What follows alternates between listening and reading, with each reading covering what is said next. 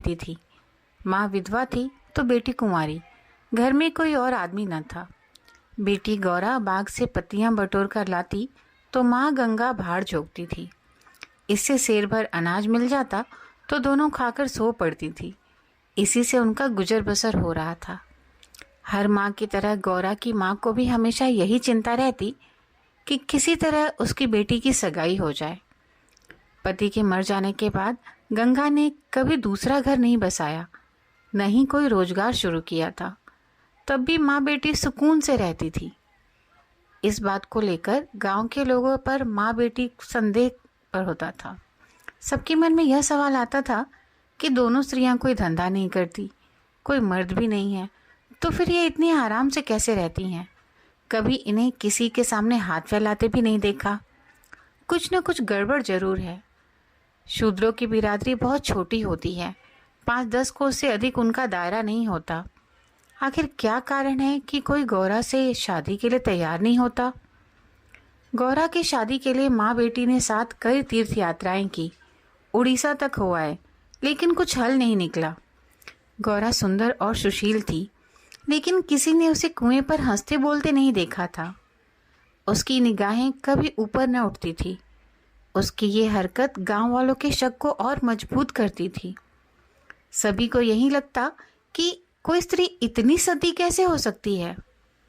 दिन गुजरते गए। गौरा की माँ चिंता में घुलती जा रही थी। उधर गौरा की सुंदरता, उसकी जवानी गांव वालों की नजरों में चुभ रही थी। एक परदेसी गांव से दूर नौकरी की खोज में कलकत्ता जा रहा था। 10-12 कोस दूर पहुंचते उसे रात हो गई। उस समय वह एक गांव में पहुंचा था। वह लोगों से किसी कहार का घर पूछते हुए गंगा के घर पहुंचा। परदेसी को देख गंगा बहुत खुश हुई। गंगा में उस परदेसी से उसका नाम पूछा तो परदेसी ने बताया कि उसका नाम मंगरू है। इसके बाद गंगा ने मंगरू का खूब आदर सत्कार किया। उसके लिए अच्छे पकवान भी बनाए। धीरे धीरे दोनों की बातचीत बढ़ने लगी। इसी दौरान शादी की चर्चा भी छिड़ गई। मंगरू नौजवान था, तभी उसकी निगाह गौरा पर पड़ी। गौरा एक सुंदर और शांत हावभाव की लड़की थी, जिसे देखते ही मंगरू भी मोह में पड़ गया और वह झट से गौरा से सगाई के लिए मान गया। उसने 2-4 गहने खरीदे और कपड़े उधार लेकर सगाई कर ली। गंगा बेटी दामाद को अपनी नजरों से दूर नहीं करना चाहती थी, इसलिए दोनों गंगा के साथ ही रहने लगे। 10-15 दिन भी नहीं बीते थे कि मंगरू के कानों में कई तरह की बातें पड़ने लगी। बिरादरी के अलावा दूसरी जाति के लोग भी तरह तरह की बातें बनाने लगे। मंगरू इन अटकलों से परेशान हो गया था, लेकिन वह गौरा को छोड़ना भी नहीं चाहता था। 1 महीने बाद मंगरू अपनी बहन के घर गया। बहन ने खाना परोसा। मंगरू ने बहनोई को साथ खाने के लिए कहा। बहनोई बोला, तुम खा लो, मैं बाद में खा लूंगा। मंगरू को कुछ संदेह हुआ। उसने साफ पूछ लिया कि आखिर बात क्या है। बहनोई बोला, मैं तुम्हारे साथ नहीं खा सकता। तुमने बिरादरी से बाहर शादी की है। किसी से न कुछ पूछा न कुछ बताया। जब तक पंचायत नहीं होगी मैं तुम्हारे साथ उठ बैठ नहीं सकता। तुम्हारी हरकत की वजह से मैं समाज से रिश्ता नहीं खत्म कर सकता। मंगरू तेजी से उठा और ससुराल लौट आया। मन बेचैन था। उसने किसी से कुछ नहीं कहा और रात के अंधेरे में गौरा को छोड़कर चला गया। इसी तरह कई साल बीत गए, लेकिन मंगरू का कुछ पता न चला। पति के गायब होने पर भी गौरा उदास न थी। वह हंसती खेलती, मांग में सिंदूर लगाती, रंग बिरंगे कपड़े पहनकर तैयार होती थी। अपने पीछे मंगरू एक भजन की किताब छोड़ गया था। खाली समय में गौरा उस किताब से कोई भजन गाती थी। पहले गौरा गांव की औरतों से ज्यादा मिलती जुलती नहीं थी। दरअसल उसके पास उन स्त्रियों से बात करने के लिए कोई विषय ही नहीं होता था। गौरा के पास अब गृहस्थ जीवन की ढेरों बातें थीं, जिसकी चर्चा वह गली मोहल्ले की औरतों के साथ करती थी। वह सभी को बताती कि मंगरू कितना अच्छा सहनशील है। तभी वहां मौजूद एक स्त्री ने पूछ लिया, गौरा, मंगरू तुम्हें छोड़कर क्यों चला गया?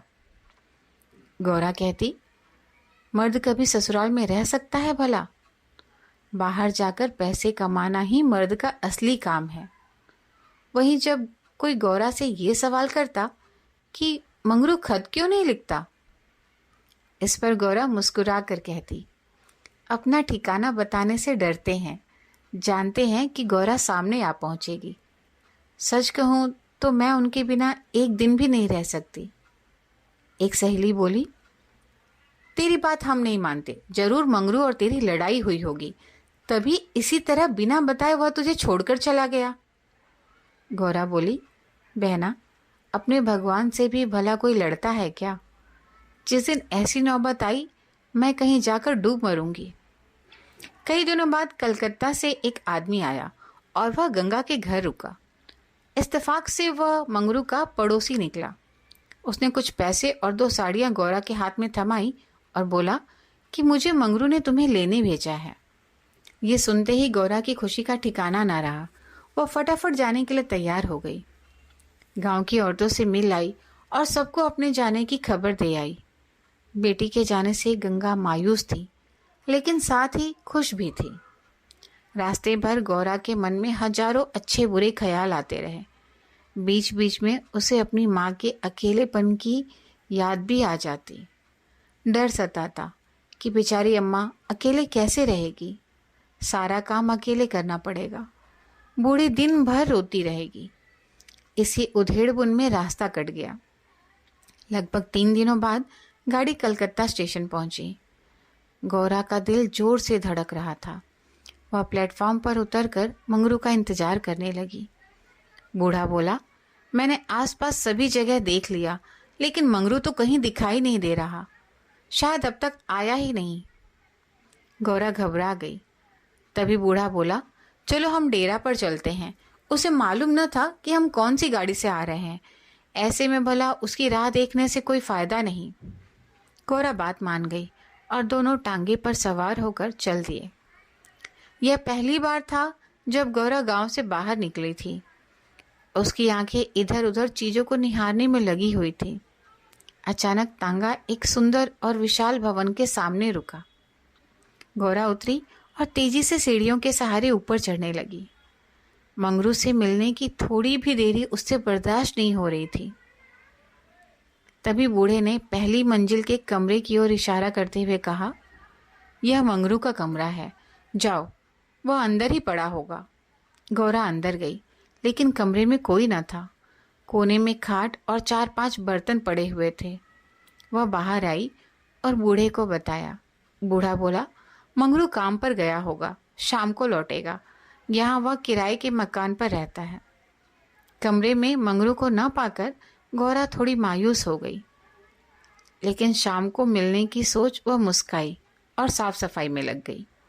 उसने कमरे में झाड़ू लगाया, बर्तन धोए, नहा धोकर शाम का इंतजार करने लगी। राह देखते देखते शाम हो गई, लेकिन मंगरू का अब तक कोई पता न था। गौरा का मन फिर घबराने लगा।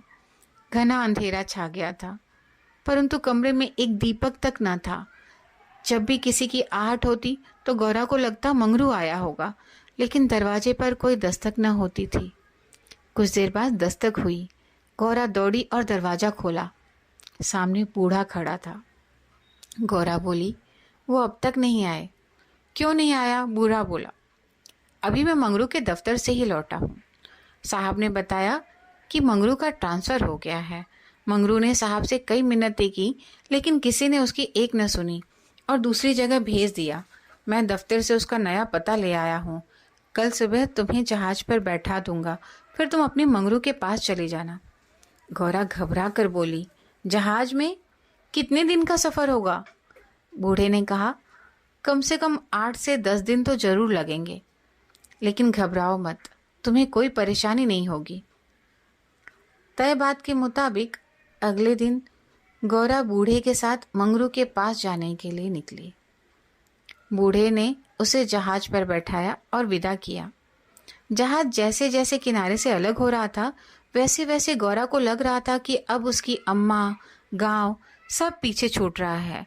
चारों ओर पानी पानी देख गौरा का मन अजीब हो रहा था।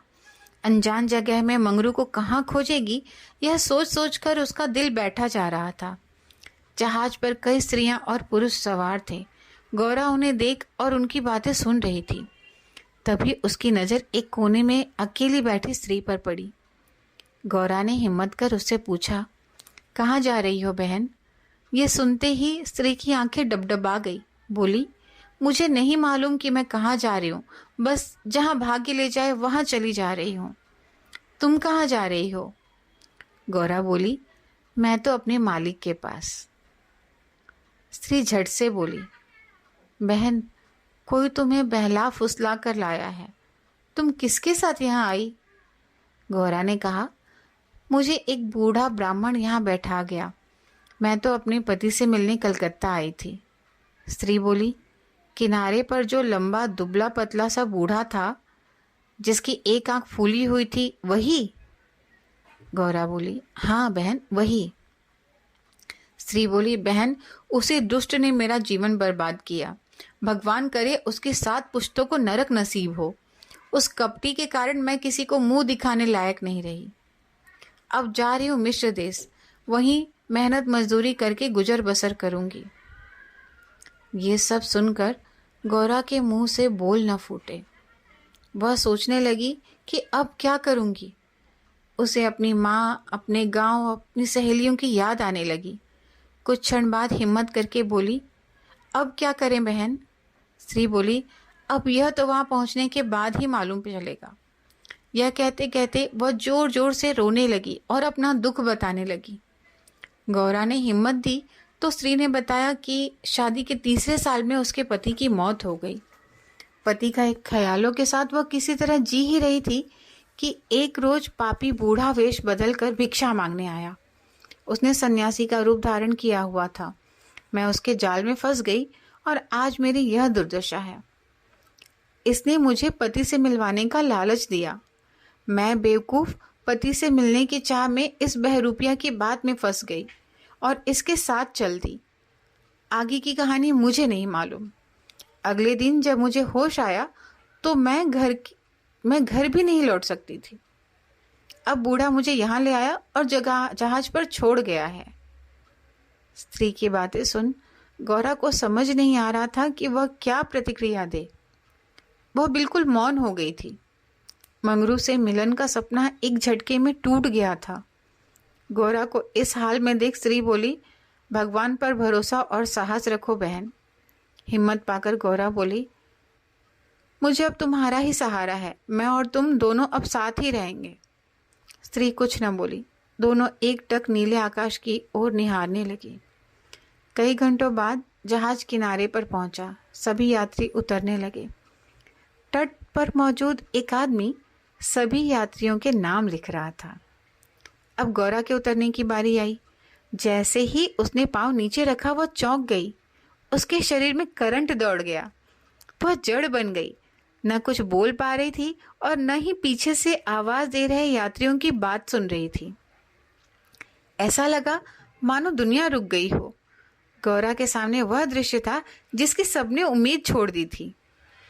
तट पर खड़ा वह व्यक्ति जो यात्रियों के नाम लिख रहा था, वह कोई और नहीं बल्कि मंगरू था। गौरा इस क्षण 7वें आसमान पर थी। उसकी खुशी छिपाए नहीं छिप रही थी। मंगरू ने अपना हाथ आगे बढ़ाया। गौरा ने प्रतिक्रिया न दी। इतने में यात्रा के दौरान मिली स्त्री ने गौरा को कोहनी मारी। गौरा लड़खड़ा गई। मंगरू ने उसे थाम लिया। स्त्री, क्या हुआ? इस आदमी को पहचानती हो?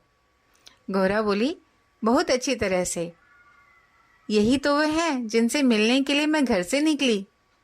स्त्री बोली, अच्छा, तो ये तुम्हारे पति हैं? अब तो तुम मेरे साथ न आओगी, मुझे भूल जाओगी। गौरा बोली, क्या ऐसा भी हो सकता है भला? तुमने मुझे सहारा दिया है। मंगरू इन दोनों से दूर अपने काम में लगा हुआ था। वह यात्रियों से जानकारियां जुटाने में व्यस्त था। गौरा कोने में खड़ी मंगरू को निहार रही थी। कुछ देर बाद उसका काम खत्म हुआ और वह गौरा के पास आया। मंगरू, तुम कौन हो? क्या नाम है तुम्हारा और कहाँ से आई हो? गौरा मंद मंद मुस्काई और बोली, गौरा नाम है हमारा, मदनपुर बनारस से आए हैं। मंगरू ने उसका हाथ थाम लिया और आंखों में आंसू लिए बोला, भला तुम यहाँ आई कैसे? गौरा ने उसके आंसू पोंछे और चौंक कर बोली, तुमने ही तो बुलावा भेजा था, सो मैं आ गई। मंगरू को समझ में नहीं आया कि गौरा क्या कह रही है। उसने बोला, मैंने कब बुलावा भेजा? भला मैं तो पिछले 7 सालों से यहाँ कैद हूँ, चाह कर भी घर नहीं जा सका। गौरा घबरा कर बोली, तुमने बूढ़े को नहीं भेजा था मुझे लाने के लिए? मंगरू बोला, बिल्कुल नहीं। गौरा का मन छोटा हो गया। उसने इस जवाब की आशा न की थी। गौरा गुस्से में बोली, मैं कल ही यहाँ से चली जाऊंगी, मुझे तुम पर बोझ नहीं बनना। मंगरू बोला, अब तुम यहाँ से अगले 5 सालों तक नहीं जा सकती गौरा, यही यहाँ का नियम है। गौरा बोली, ठीक है, फिर मैं अलग रहकर अपना पेट पाल लूंगी, लेकिन तुम पर भार न बनूंगी। मंगरू बोला, तुम मेरे लिए कभी बोझ नहीं हो सकती गौरा, तुम सती हो, देवी हो। जिस बूढ़े आदमी ने तुम्हें बहकाया उसी ने मुझे भी यहाँ भेजा है। आओ मेरे साथ, मेरे ठिकाने पर चलो, वहाँ आराम करने, फिर आगे बात होगी। यह स्त्री कौन है तुम्हारे साथ? गौरा बोली, यह मेरी सहेली है, यात्रा के दौरान जहाज पर मिली। इसका यहाँ कोई न है, अतः यह मेरे साथ ही रहेगी। मंगरू मान गया। तीनों लोग पैदल चल दिए। तभी सामने से 2 लंबे चौड़े शरीर के आदमी आते दिखाई दिए। मंगरू के पास आकर दोनों आदमियों ने बोला, आज से ये दोनों औरतें हमारी। मंगरू के क्रोध का ठिकाना न था। मंगरू चिल्ला कर बोला, ये दोनों मेरे घर की स्त्रियां हैं, इन पर आंख तक न डालना। दोनों आदमी ठहाके लगाकर हंस पड़े। मंगरू का गुस्सा और बढ़ गया।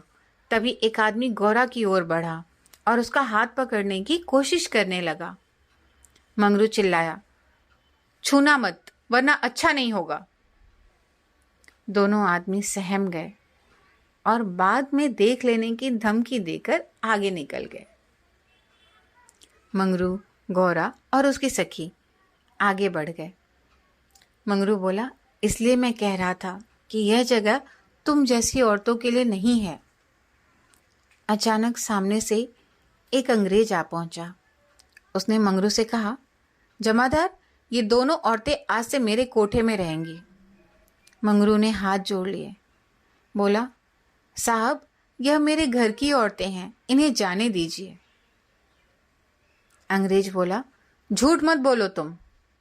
गौरा की ओर इशारा कर उसने कहा, इसको हमारी कोठरी में भेज दो। मंगरू कांप गया और ना में सिर हिलाने लगा, लेकिन तब तक अंग्रेज आगे बढ़ चुका था। साहब की बात पर अमल करना जमादार का काम था। मंगरू समझ नहीं पा रहा था कि वह क्या करे। आखिरकार रास्ता खत्म हुआ। सामने मजदूरों के रहने के लिए मिट्टी के घर बने थे। बाहर दर्जनों की संख्या में स्त्री और पुरुष बैठे थे। सभी गौरा और सखी को गंदी नजरों से घूर रहे थे। किसी तरह नजर बचाकर मंगरू दोनों औरतों को घर ले गया और खुद दरवाजे पर बैठा रहा। दोनों स्त्रियां कमरे के भीतर अपने भाग्य को कोसती, तो मंगरू दरवाजे पर बैठा रखवाली करता रहा। किसी तरह रात बीती। अगले रोज दिन किसी तरह कट गया। रात के तकरीबन 10 बजे दरवाजे पर दस्तक हुई। मंगरू निकला तो देखा सामने सिपाही खड़ा है। सिपाही बोला, चलो, तुम्हें साहब ने बुलाया है। मंगरू बोला, भाई, तुम हमारे देश के आदमी हो, मुझ पर मुसीबत आन पड़ी है, मदद करो। जाओ, साहब को कह दो कि मंगरू घर पर नहीं है। सिपाही बोला, न बाबा, वह बहुत गुस्से में है, मैं ऐसा कुछ नहीं कर सकता, तुम साथ चलो। मंगरू के पास कोई चारा न था। वह सिपाही के साथ निकल गया। मंगरू को सामने देख साहब जोर से चिल्लाया, वह औरत कहाँ है? कल तुम उसे मेरे कोठे पर क्यों नहीं लाए? मंगरू ने हाथ जोड़ लिए और बोला, वह मेरी पत्नी है साहब। साहब बोला, वह दूसरी कौन थी फिर? मंगरू बोला, मालिक, वह मेरी बहन है। साहब गुस्से में बोला, हम कुछ नहीं जानते, तुम उन दोनों में से किसी एक को लेकर आओ, जल्दी। मंगरू साहब के पैरों में गिर गया और रोने लगा, लेकिन साहब का दिल नहीं पसीजा। उसने आदेश दिया, जल्दी एक स्त्री को लेकर आओ, वरना तुम्हें कोड़े पड़ेंगे। मंगरू कोड़े खाने को तैयार हो गया। साहब नशे में था। उसने न आव सोचा न ताव, हंटर निकाला और कोड़े बरसाने शुरू किए। मंगरू की चीख निकल आई। साहब उसे लगातार कोड़े मारते रहे, लेकिन वह अपने घर की औरतों की इज्जत देने को तैयार न हुआ। उसने अपने प्राण त्यागना बेहतर समझा। इधर गौरा और सखी कमरे में बैठे मंगरू की बाट देख रही थी। उन्हें क्या पता कि मंगरू पर क्या बीत रही थी। अचानक किसी के चीखने रोने की आवाज़ सुनाई पड़ी। कान लगाकर सुना तो कलेजा मुंह को आ गया। यह मंगरू की आवाज़ थी। गौरा दौड़कर दरवाजे पर पहुंची। मंगरू की आवाज़ सुनकर उससे रहा न गया तो आवाज़ के पीछे दौड़ गई। फाटक खुला था। गौरा कोई है आवाज़ देने लगी, लेकिन जवाब न मिला। वह अंदर जा पहुंची। सामने मंगरू खुले बदन लूहलुहान हुए खड़ा था और अंग्रेज उस पर चाबुक बरसा रहा था। गौरा से यह सहन न हुआ। वह दौड़कर मंगरू से लिपट गई और बोली, इनके बदले जितना चाहो मुझे मार लो, लेकिन इन पर दया करो। अंग्रेज खुश होकर गौरा से बोला, तुम यहाँ मेरे पास रहोगी तो मैं इसे छोड़ दूंगा। गौरा बहुत असहाय महसूस कर रही थी। कुछ न बोली। वही मंगरू दर्द से कराह रहा था। जिस साथ के लिए वह यह सब कुछ कर रहा था, उसकी आंखों के सामने वह उससे छूट रहा था। गौरा ने दिल पर पत्थर रहकर कहा, मुझे तुम्हारी शर्त मंजूर है, लेकिन अपने पति के स्वस्थ होने के बाद मैं तुम्हारे पास आऊँगी। अंग्रेज बात मान गया। उसने मंगरू पर अत्याचार बंद किया और सिपाही को उसे अस्पताल में भर्ती कराने का आदेश दिया। मंगरू को अस्पताल ले जाया गया। गौरा भी उसके साथ थी। इलाज के दौरान गौरा एक क्षण के लिए भी मंगरू के सामने से न हटी। 4 दिनों के इलाज के बाद मंगरू ने आंखें खोली। तय शर्त के मुताबिक अब गौरा को मंगरू का साथ छोड़ अंग्रेज के पास जाना था। यह उसे मंजूर नहीं था। ऐसे में उसने मरना बेहतर समझा। अस्पताल के बाहर नदी की धार बह रही थी। गौरा जाकर उसमें कूद पड़ी। आनन फानन में एक अस्पताल कर्मचारी दौड़ा, मंगरू के पास आया और गौरा के नदी में कूदने की सूचना दी। मंगरू की आंखों के सामने अंधेरा छा गया। उसे कुछ समझ नहीं आया। दौड़कर नदी के सामने पहुंचा और छलांग मार दी। जीते जी जो कभी साथ नहीं रह पाए, अब वे दोनों परलोक की यात्रा में साथ जा रहे थे। इस कहानी से हमें ये सीख मिलती है कि व्यक्ति को कभी भी अपना मन साफ रखना चाहिए और सच्चा रखना चाहिए। किसी कार्य को करने के पीछे यदि आपकी नीयत नेक होती है